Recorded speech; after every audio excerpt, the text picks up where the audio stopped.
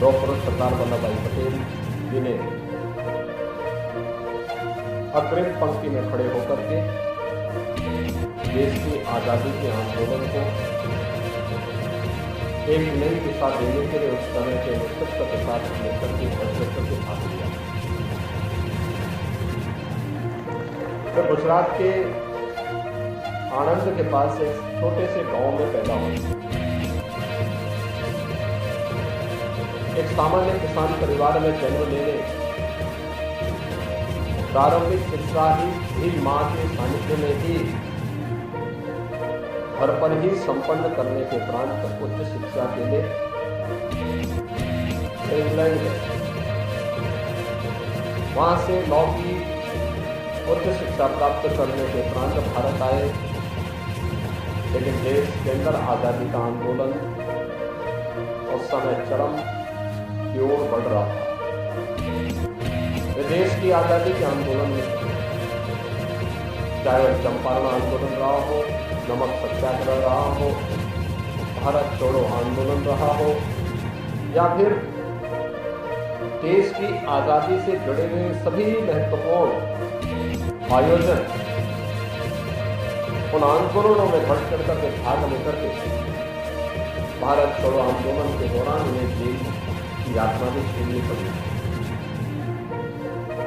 उन्होंने एक और देश की आजादी के आंदोलन के साथ बढ़ चढ़ करके भाग लिया, दूसरी तरफ अन्नदाता किसानों की समृद्धि के लिए, उनके उत्थान के लिए अनेक प्रकार के अभियान भी, जन जागरण के अभियान भी उस दौरान उन्होंने चलाए। आज जो हम लोग गुजरात के अंदर सहकारिता के मजबूत आंदोलन को देखते हैं, इसकी पृष्ठभूमि में भी सरदार वल्लभ भाई पटेल का विजन है, जो आज वहां के हर अन्नदाता किसान को समृद्धि की एक नई ऊंचाई तक पहुंचाया है। बहनों और भाइयों, 1947 में देश आजाद होता है, 1946 में देश का संविधान सभा का गठन होता है। संविधान सभा के प्रमुख सदस्य के रूप में, स्वतंत्र भारत के पहले गृह मंत्री के रूप में उन्होंने न केवल देश के एकीकरण के वर्तमान अभियान को एक नई ऊंचाइयां प्रदान की, 563 से अधिक रियासतों को भारत गणराज्य का हिस्सा बनाया। आज जो भारत हम देख रहे हैं, यह सरदार वल्लभ भाई पटेल की ही सूझबूझ का परिणाम है।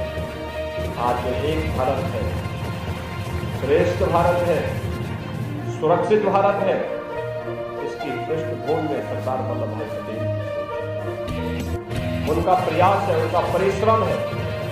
एक तरफ भारत माता के इस महान सपूत ने भारत की एकीकरण के लिए इस अभियान को आगे बढ़ाया, तो दूसरी तरफ स्वतंत्र भारत कैसे होना चाहिए। गुलामी के कालखंड में जिन मानदंडों की अपमान हुआ था, उनकी पुनर्स्थापना का कार्यक्रम कैसे होना चाहिए। सोमनाथ मंदिर के पुनरुद्धार के कार्यक्रम को उन्होंने अपने हाथों में लेकर के देश के अंदर सांस्कृतिक भारत की स्थापना का जो अभियान उस समय चलाया था, आज उसी का परिणाम है कि लोक पुरुष सरदार वल्लभ भाई पटेल के स्मृतियों की प्रति श्रद्धा व्यक्त करने के लिए, कृतज्ञता व्यक्त करने के लिए आज प्रधानमंत्री मोदी जी के नेतृत्व में नया भारत पूरी प्रतिबद्धता के साथ कार्य कर रहा है।